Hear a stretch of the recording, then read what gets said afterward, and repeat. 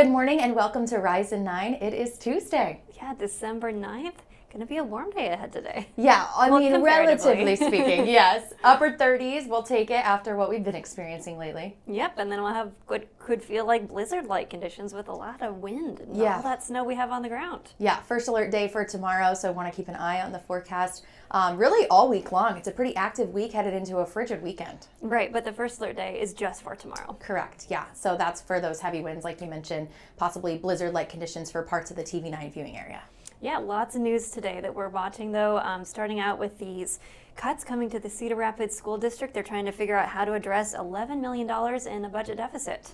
Yeah, they say this is from a variety of factors, carryover from this year's deficit, salary increases, and a drop in enrollment in students leaving to attend other schools. This is something that we've been covering here at TV9. Right, and so some of the options they talked about yesterday at school board meeting could include closing the Truman Early Learning Center, relocating standalone entities like CityView and Metro High Schools, as well as the Polk Alternative Learning Center into existing high schools. Yeah, and they also say they may address some of these deficits with job cuts, specifically non-teaching employees, and also heard from a custodian in the district who says that the custodial staff has already been told that they might all be out of work. Right, but they are asking for the staff about what they think, as well as the public. There's an opportunity for you to share your opinions. Yes, and this isn't just something that Cedar Rapids deals with. No, this is something that other schools in Iowa are dealing with. In Des Moines, they're also having to deal with cuts. The board just a couple weeks ago said they need to cut nearly $14 million, $13.3 million from its budget, and it's focusing on staff salaries. That's a big part of their budget, around 83%, I believe.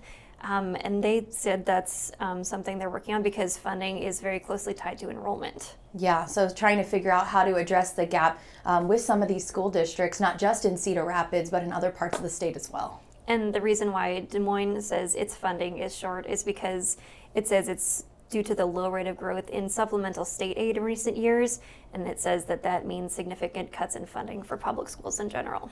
Yes, and also happening today, today is the court-ordered sale of the Grand Harbor Resort and Water Park in Dubuque. Right, and this comes after the Dubuque-based company that operates it defaulted on a nearly $10 million loan. Then its investor out of Texas sued, saying either pay that money back or this will go up for sale. Now that property is going to be auctioned off this morning at the Dubuque County Sheriff's Office. Yes, we'll be watching for that sale. And on a happy note this morning, you may have seen Keegan Turnbow's story last night with a Christmas display out of Manchester. I've actually seen this in person.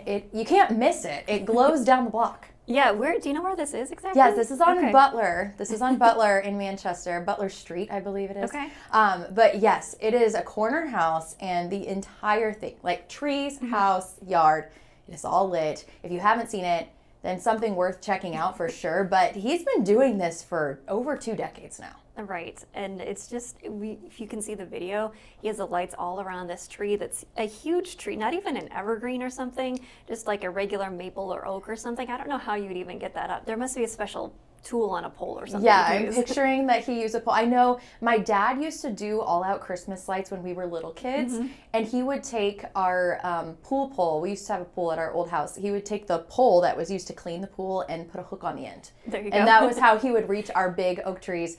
But I don't know how this man does it. His name is Cody Paynol, and he's been doing this display for over 25 years. So if you're in and around Manchester, you've probably seen it many times. Maybe it's a tradition that you go back and see every year. Yeah, always fun to drive around and look at those lights. I know Marion will do that. Other towns, they'll have a whole list of places you can check out their lights, which is nice to spotlight that because your neighbors know about it, but the whole town might not. Exactly. And I love that he said he does this, for his own enjoyment, of course, but also for the community because it obviously comes at a cost. He said he spends thousands of dollars on lights and that this December, his electric bill will cost about 5 times a normal month. I'm sure it does. That's a lot of lights to keep plugged in. Something you probably got to save for all year long, just preparing for that big display in December. But to make everybody smile when they drive by your house seems to be pretty rewarding to him. Yeah, I'm sure that takes hours of time too to get that all set up and organized in the bins, taken out, put away. Yes, I know. I know my family, my parents are in Manchester, and we have gone over and walked past this house many times because it is just quite the sight to see. And like you said, there's a lot of displays across eastern Iowa. Right. My parents up in Northeast Iowa, and my mom headed into work today. So there was maybe a little freezing fog that was kind of concerning on the roads too. So if you're headed out to work or school, something to be mindful about. Yeah, need to be really careful. Really, all throughout the week, like we mentioned, there's kind of an active forecast, a variety of things to watch out for. Even with the blizzard conditions, I know Justin was talking about there may or may not be snow actually falling at the time. It's the wind that could pick up some of that snow that's already on the ground. Right. You need just 35-mile-an-hour winds to be blizzard-like conditions. To be called a blizzard, something like that, I'd have to confirm, but that's can be a big problem on the road. Yeah, it'll be something to definitely keep an eye on overnight tonight if you're driving early tomorrow morning, as those winds could pick up. I noticed you don't have your food. Yeah. I'm like, wait, Jackie's not eating. And one more thing, with that high winds, you'll need to be careful with those decorations too, that those don't blow away. Of course, yeah, especially those inflatables. Yeah, I was running a little late and I microwaved my food, put it in for a couple minutes, and it was way too hot, burned my little fingers. So I'm like, we'll just give that a second. Yeah, don't want to get burned. That's worth the wait too. You can look forward to it after the fact. I was like, wait a second, I'm eating alone here.